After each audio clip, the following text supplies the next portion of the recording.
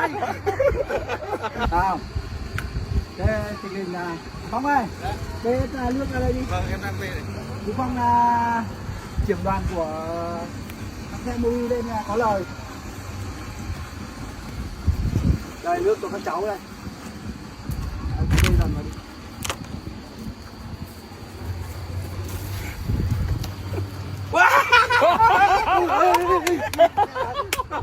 Cái gì đấy? Cùng nhau tắm đi. Cùng nhau tắm đi. Cái nó xem bê luôn. Bê giúp anh thêm mấy chục. Thôi thì anh này cùng nhau tắm luôn. Cùng nhau tắm đi. Ngon đấy nhờ. Thôi nào, nhận làng em Phong đi.